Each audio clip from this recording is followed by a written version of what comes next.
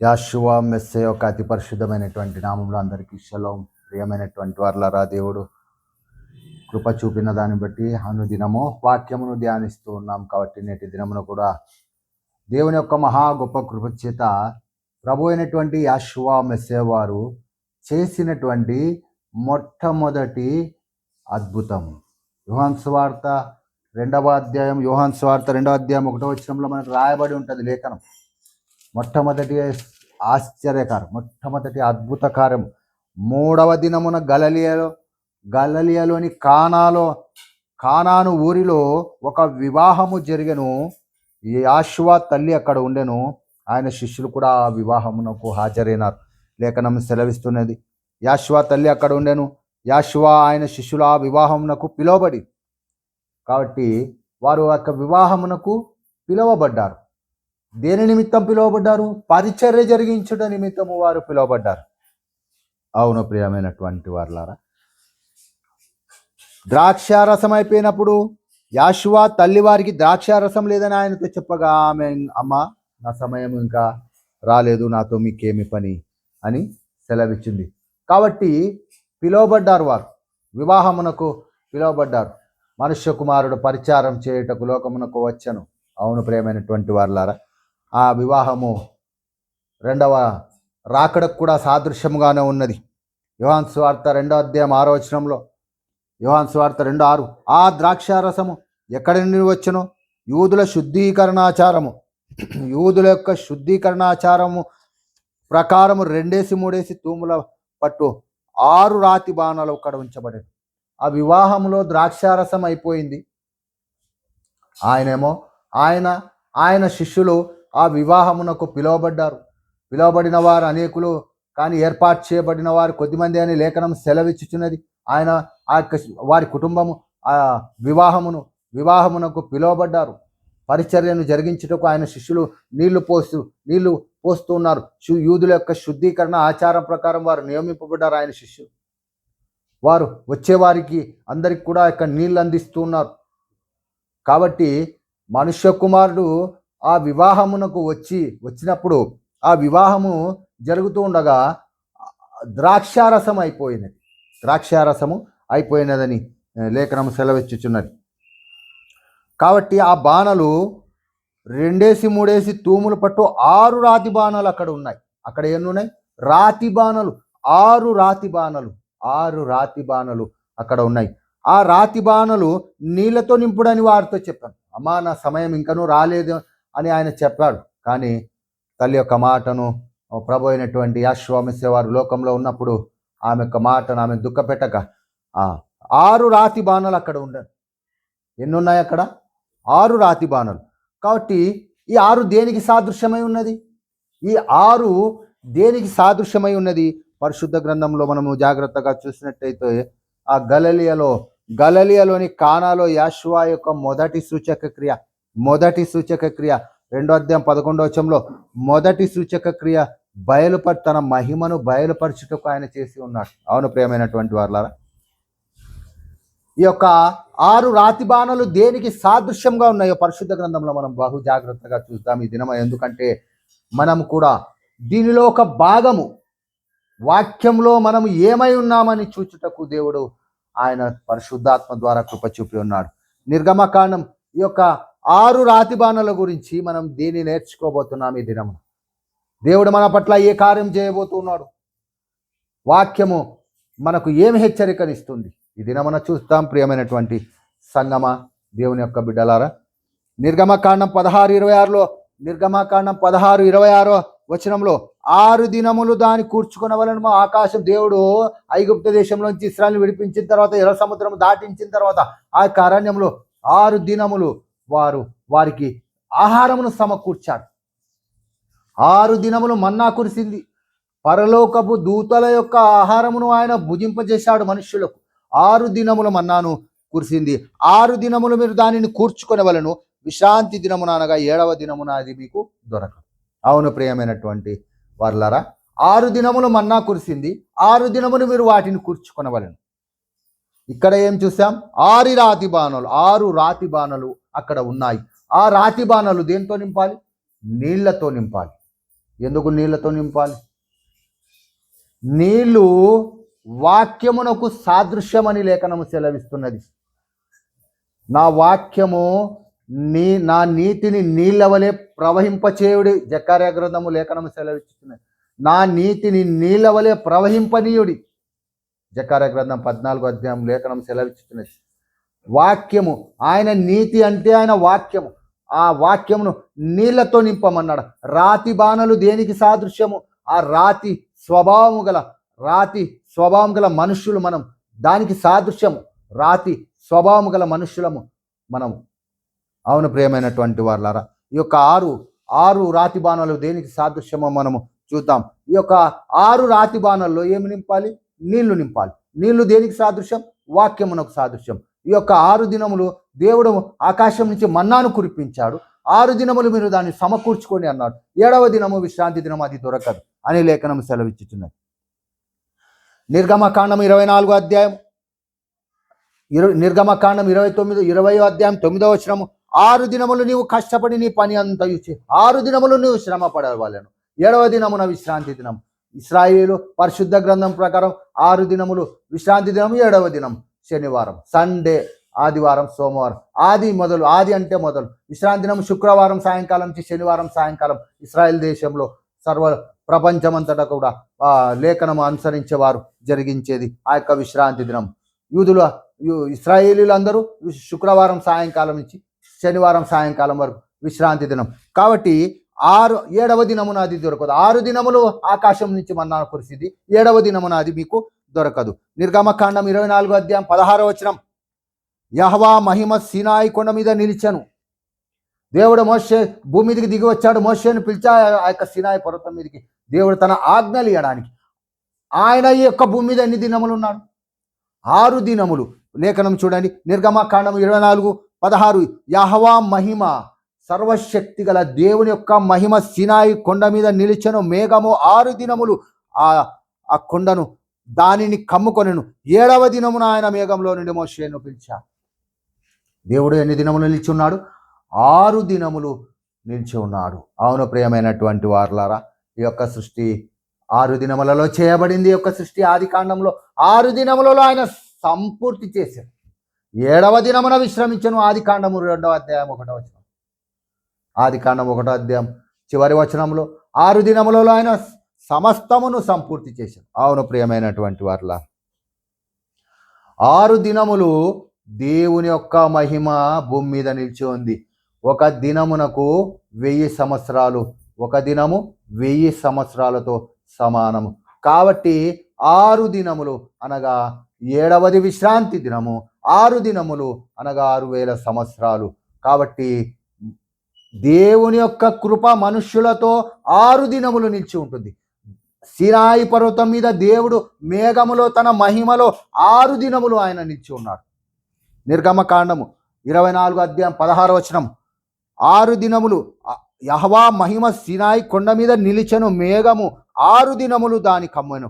7వ దినమున ఆయన మేఘములో నుండి మోషేని పిలిచాడు దేవుని యొక్క సన్నిధికి. 6 దినములు దేవుని యొక్క మహిమ, యొక్క 6 దినములు దేవుని యొక్క కృప, దేవుని యొక్క మహిమ భూమి మీద ఉంటుంది. అందుకే ఇది కృపాకాలం. సమస్త జనులను ఆయన చూస్తూనే ఉన్నాడు, పిలుస్తూనే ఉన్నాడు. అనుదినము సువార్త ద్వారా, వాక్యము ద్వారా ప్రయాసపడి భారం మోసుకొంచున్న సమస్త జనులారా నా యొద్దకు రండి. ఆయన తన చేతిలో చాపి ఉన్నాడు. అవును ప్రియమైనటువంటి వారులారా, దేవుని యొక్క మహిమ 6 దినములు యొక్క భూమి మీద నిలిచి ఉన్నది. నిర్గమకాండం 24వ అధ్యాయం 6 దినములు మహిమ, దేవుని యొక్క మహిమ సీనాయి పర్వతం మీద ఉంది. 7వ దినముల మోషేని పిలిచాడు. అలాగే 6 దినములు దేవుని యొక్క కృప నిలిచి ఉంటుంది. 6 దినములు సంపూర్తి కాగానే 2000 సంవత్సరాలు అయింది. ఇప్పటికీ ప్రభు అయినటువంటి యెహోవా మెస్సీయ వారు వచ్చిన తర్వాత ఆయన మరలా 2వ రాకడలో ఆయన దేవుడు ఎలాగైతే మోషేని పిలిచాడో మోషే ఎక్కి వెళ్ళిపోయాడు. అలాగే ఆయనకు వచ్చినప్పుడు కూడా ఆయన తన జనులని మరలా పిలవబోతున్నాడు. మనం కూడా అలాగూ సాదృశ్యముగా ఉన్నాం. అవును ప్రియమైనటువంటి వారు, 6 దినములు భూమి మీద దేవుని యొక్క 6 దినములలో ఆది కాండంలో ఆయన 6 దినములో సమస్తమును సంపూర్తి చేసి 7వ దినమున ఆయన విశ్రమించాడు. నిర్గమకాండం 24వ అధ్యాయంలో 6 దినములు భూమి మీదకి దేవుని యొక్క మహిమ దిగి వచ్చినది ఆజ్ఞలు ఇవ్వడానికి.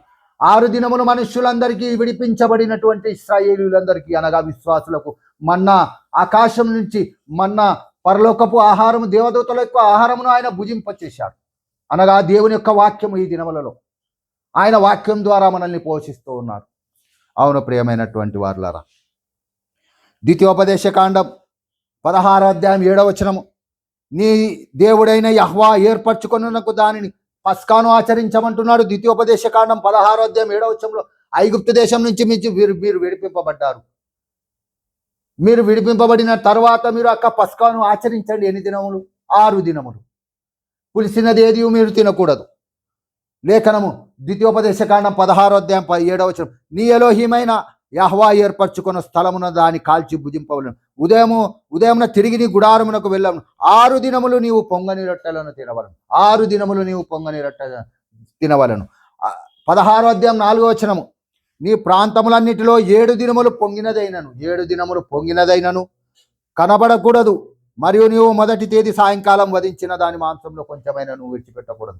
6 దినములు మీరు పొంగని వాటిని తినవలను. పస్కాకు సాదృశ్యంగా మీరు విడిపింపబడ్డారు కాబట్టి 6 దినములు పస్కాను జరిగించవలను. ఈ యొక్క మార్చి ఏప్రిల్లో మనకు గుడ్ ఫ్రైడే అప్పుడు ఈ యొక్క పస్కాను యూదులు, ఇశ్రాయేలీలు అందరూ ఆచరిస్తారు. మనం కూడా ఆచరించాలి. దేవుని యొక్క చిత్తంలో మనం ఉండాలి. అవును ప్రియమైనటువంటి వారులారా, 6 దినములు సృష్టిని సృజించాడు, సంపూర్తి చేశాడు. 6 దినములు దేవుని యొక్క మహిమ భూమి మీద నిలిచి ఉన్నది. 6 దినములు మీరు మన్నాను కూర్చుకొనవలను. 6 దినములు మన్నాను కురిపించాడు, మీరు దాన్ని కూర్చుకొనవలను. ఇది మన వాక్యమును కూర్చుకొనవలను. మనం తర్వాత ఆ యొక్క 6 దినములు మీరు పొంగని వాటిని తినవలను. 7 దినములు పస్కాను ఆచరించవలను. అవును ప్రియమైనటువంటి సంగమా, దేవుని యొక్క బిడ్డలారా, యెహోషువ 6వ అధ్యాయం 2వ వచనము, అప్పుడు యెహోవా యెహోషువతో ఇట్లనను, చూడము, నేడు యెరికోను దాని రాజును పరాక్రమం గల శూరులను నీ చేతికి అప్పగింపబోదు. శక్తి చేతనైనను బలము చేతనైనను కాక దేవుని యొక్క ఆత్మ చేత కార్యము జరిగించడము ఈ యొక్క లేఖనము సూచిస్తూ ఉన్నది. యెహోషువ గ్రంథం 6వ అధ్యాయం 4వ వచనము, అలాగూ 6 దినములు చేయుచూ రావలను. 7 యాజకులు పొట్టేలు కొమ్ములు బూరలు ఊదుకొని ముందుగా నడవలను. 7వ దినమున మీరు 7 మార్లు పట్టణమును తిరుగుచుండగా ఆ యాజకులు బూరలు ఊదుచుండగా యెరికో యొక్క గోడలు కూలిపోయాయి. ఒక సుత్త తీసుకొని ఒక యెరికో యొక్క గోడను వారు కొట్టలేదు. ప్రియమైనటువంటి వారులారా, యెహోషువకు దేవుడు సెలవిచ్చాడు, 6 దినములు నిబంధన మందసమును తీసుకొని ఆ యాజకులందరూ కూడా, ఇశ్రాయేలీయుల యాజకులందరూ కూడా నిబంధన మందసం తీసుకొని దినమునకొక్క మారు 6 దినములు మీరు ఆ యొక్క యెరికో చుట్టూ తిరగవలను. 7వ దినమున ఆ యొక్క బూరలు ఊదుచు తిరిగినప్పుడు యెరికో గోడలు కూల్చివేయబడ్డాయి. యెరికోను వారు పట్టుకొని పోయారు. ఇశ్రాయేలీయుల చేతికి అప్పగించబడింది యెరికో. అవును ప్రియమైనటువంటి వాళ్ళారు, దేవుడు చేయు గొప్ప ఆశీర్వాదకరం. 6 దినములు వారు 6 దినములు మౌనముగా యెరికో చుట్టూ నిబంధన మందసమును తీసుకొని తిరిగారు. అందుకే శక్తి చేతనైనను బలము చేతనైనను కాక యెహోవా యొక్క ఆత్మ చేత యెరికో యొక్క గోడలు కూల్చివేయబడ్డాయి. ఇది దేవుని యొక్క కార్యం. అవును ప్రియమైనటువంటి వారు, యాషువా మెస్సేవారు కానా వివాహంలో 6 రాతి బాణలలో నీళ్లను నింపమన్నాడు. నీళ్లు వాక్యమునకు సాదృశ్యం. 6 రాతి బాణలు 6000 సంవత్సరాలకు సాదృశ్యం. 6 రాతి బాణలు 6000 సంవత్సరాలు దేవుని యొక్క కృప వాక్యము చేత నింపబడాలి. మనం ఈ యొక్క సకల జనులు ఆయన యందు విశ్వాసం ఉంచినటువంటి వారు కూడా, మృతులందున వారు కూడా, వారు తిరిగి లేపబడతారు. ఎలాగైతే మోషే దేవుని యొక్క సన్నిధికి ఎక్కిపోయాడు, అలాగ మనం కూడా దేవుని యొక్క సన్నిధిలోకి రాకడలో ఎక్కి వెళ్ళగలం. అవును ప్రియమైనటువంటి వారులా, రాతి బాణలు ఈ యొక్క కఠినమైనటువంటి ఈ యొక్క భూమి మీద ఉన్నటువంటి 6000 సంవత్సరములకు సాదృశ్యముగా ఉన్నది. యెహోషువ గ్రంథంలో కూడా వారు యెరికో చుట్టూ 6 దినములు ప్రదక్షిణ చేశారు. 6 దినములు దాన్ని చుట్టారు. దేవుడు ఆ యెరికో గోడలను కూల్చివేశాడు. అవును ప్రియమైనటువంటి సంగమ, మత్తయి సువార్త 17వ అధ్యాయము 1వ వచనంలో, 6 దినములైన తర్వాత యెహోషువ పేతురును యాకోబును అతని సహోదరుడైన యోహానును వెంటబెట్టుకొని ఎత్తైన ఒక కొండ మీదికి ఏకాంతంగా పోయి వారి ఎదుట రూపాంతరం పొంది ఆయన తన మహిమను కనపరిచాడు. ప్రభు అయినటువంటి యెహోషువ మెస్సేవారు ఆయన మహిమను, సూర్యుని కంటే తేజోవంతమైనటువంటి ఆయన ముఖమును వారు చూడలేకపోయారు. తెల్లని వెలుగు వలె ఆయన వస్త్రము ప్రకాశించినది లేఖనము సెలవిచ్చుచున్నది. ఆయన ముఖము సూర్యుని వలె ప్రకాశించను. సూర్యుడు చిన్నపోయాడు. అవును ప్రియమైనటువంటి వారులారా, ఆయన ప్రభు అయినటువంటి యాషువా వారి ముఖము సూర్యుని వలె ఆయన ప్రకాశించను. ఆయన వస్త్రములు వెలుగు వలె తెల్లవాయను. ఆ యొక్క దర్శనము వారు చూడలేకపోయారు, సాగిలపడ్డారు ఆయన పాదముల చెంత. అవును ప్రియమైనటువంటి వారులారా, ఆయన పస్కాకు వధింపబడుటకు ముందు 6 దినముల ముందు ఆయన యొక్క సినాయి ఆ పర్వతం పైనకి వెళ్ళి, రూపాంతరపు కొండపైకి వెళ్ళి శిష్యులకు తనను తాను కనపరుచుకున్నాడు. చివరిగా చూద్దాం ప్రియమైనటువంటి దేవుని యొక్క సంగమ. యోహాను సువార్త 12వ అధ్యాయం 1వ వచనములో, యాషువా తాను మృతులలో నుండి లేపిన లాజరు ఉన్న బేతనీకు పస్కా పండుగకు 6 దినముల ముందుగా వచ్చి అక్కడ వారు ఆయనకు విందు.